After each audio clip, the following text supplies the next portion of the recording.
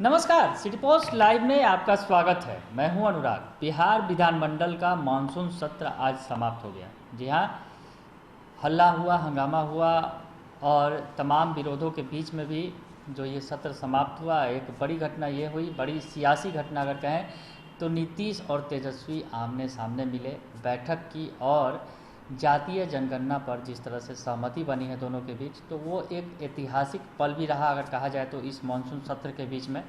और जिस तरह से देखा जाए इस बार का जो मानसून सत्र छोटा था और ज़्यादा हंगामा नहीं हुआ, हालांकि विपक्ष ने जो है कई मुद्दे जो खास करके विधायकों की पिटाई का मुद्दा था, उस मुद्दे पर तो कमान कस ली थी और विरोध का स्वर ऊंचा किया हुआ था और कह दिया था साफ तौर पे कि वो सत्र में भाग नहीं लेंगे, लेकिन बाद में सहमति बनी और विपक्ष भी शामिल हुआ। तमाम चीज़ें देखने को मिली। आज मानसून सत्र समाप्त हो चुका है, लेकिन सत्र समाप्ति के पहले विधान परिषद के अंदर आरजेडी के जो एमएलसी हैं सुनील सिंह ने एक बड़ा मुद्दा उठाया और कहा कि सरकार ने तुगलकी फरमान जारी किया है, इसकी चर्चा करनी जरूरी है। जी हाँ, नीतीश सरकार का कौन सा वो तुगलकी फरमान है, आप खुद ही सुनिए सुनील सिंह की जुबानी, जो उन्होंने विधान परिषद के अंदर उठाया और कहा कि ये तुगलकी फरमान है और जिस तरह से सरकार ये फरमान जारी कर दी है और शराबबंदी का जिस तरह से उन्होंने फरमान जारी किया था, कहीं ना कहीं वैसा ही फरमान ये भी नज़र आ रहा है। क्या कुछ कह रहे हैं सुनील सिंह, जो आरजेडी के एमएलसी हैं और सहकारिता के क्षेत्र में उनका बड़ा नाम है, तो क्या कह रहे हैं सुनील सिंह, आप सुनिए। और यह काफी जनहित का मामला है और हम चाहते हैं कि आपका इसमें हमको संरक्षण भी मिले। अभी महोदय रिसेंटली 2-3 दिन पहले अखबार में निकला कि अब कहीं भी अरवा चावल का राइस मिल नहीं लगेगा।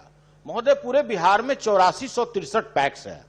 8463 पैक्स में 437 पैक्स में राज्य सरकार के सहयोग से राइस मिल लगा, अरवा चावल का राइस मिल लगा। महोदय, एक राइस मिल में सरकार का 55 लाख रुपया लोन के रूप में दिया गया, इसमें आधा अनुदान है सरकार का। अब एक बैग तुगलकी फरमान जारी हो गया हुजूर, पता नहीं ऐसा ऑर्डर किसके सलाह पर निकाला गया है हुजूर। तो हम ये कहना चाहते हैं कि जो राइस मिल अभी लगा हुआ था पैक्स में अरवा चावल का, उसका तो उसके पास जमीन नहीं है। अब आप कहते हैं कि उसना जो चावल का राइस मिल होगा, अब सरकार भविष्य में पीडीएस में उसना चावल ही लेगा।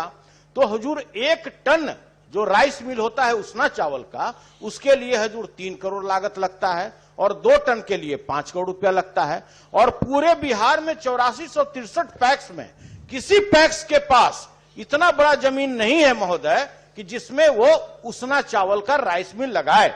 तो इसमें इसलिए भी संज्ञान लेने की जरूरत है कि जो पैसा पैक्स में लगा हुआ है, जो आधा अनुदान दिए आधा पैक्स को देना है, अगर वो इंस्टॉलमेंट नहीं देता है, अब आप उससे चावल नहीं लेते हैं, तो वो तो बिल्कुल डिफॉल्टर हो जाएगा, वो किसी काम का नहीं रह जाएगा, वो बिल्कुल कबारा हो जाएगा। और उतना ही नहीं महोदय, उसके साथ जितने लोगों का आजीविका जुड़ा हुआ है वो भी बिल्कुल बेरोजगार हो जाएंगे। तो यह मामला कोई साधारण मामला नहीं है, जनहित में है, पूरे राज्य के लिए है। और इस तरह का तुगलकी फरमान जैसे जारी हो गया कि शराबबंदी, कहीं शराब रुका हजूर? कहीं नहीं रुका। आप हजूर दहेज बंदी की बात किए, तो हजूर उसी तरह से यह भी कानून है, ये भी जो ऑर्डर निकला है, अभी एग्जीक्यूटिव ऑर्डर निकला है, इस पर इमीडिएट रोक लगाने की जरूरत है। यह जनहित में है।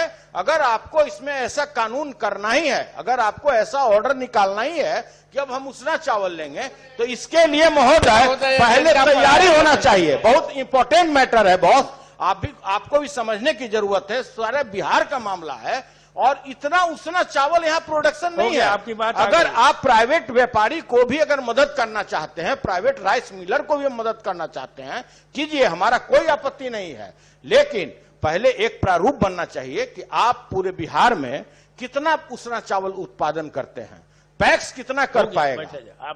तो सुन लिया आपने कि सुनील सिंह ने साफ साफ कहा कि जो अरवा चावल का राइस मिल लगा दिया गया और अब सरकार कह रही है कि उसना चावल का राइस मिल लगाए, क्योंकि सरकार अब उसना चावल खरीदेगी, अरवा चावल नहीं खरीदेगी।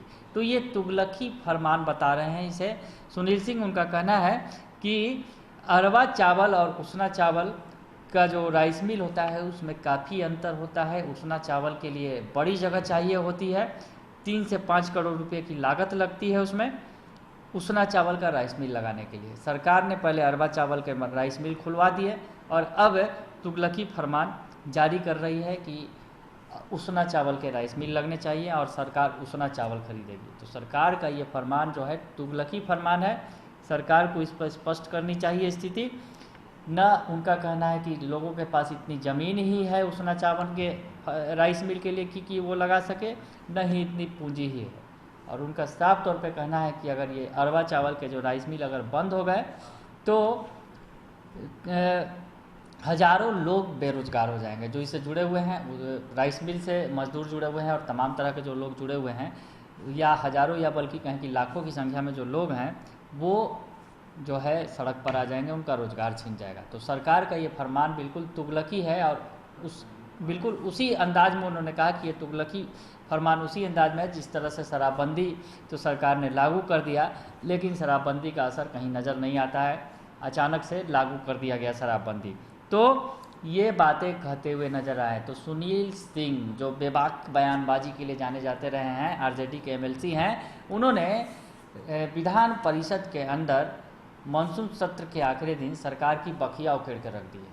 बने रहिए सिटी पोस्ट लाइव के साथ, तमाम खबरों से आपको अपडेट कराएंगे। फिलहाल के लिए इतना ही, धन्यवाद। देश के सुप्रसिद्ध कथावाचक आदरणीय श्री श्याम सुंदर पराशर जी की पावन उपस्थिति में भाई श्री गुप्तेश्वर पूर्व डीजीपी के मुखारबिंद से श्रीमद् भगवत कथा वृंदावन के पराशर अध्यात्म पीठ फेज 2 चैतन्य विहार कॉलोनी से दिनांक 25 जुलाई से 31 जुलाई तक प्रतिदिन अपराह्न 3 बजे से 6 बजे तक होगी। सीधा प्रसारण सिटी पोस्ट अध्यात्म और city post live YouTube channel पर।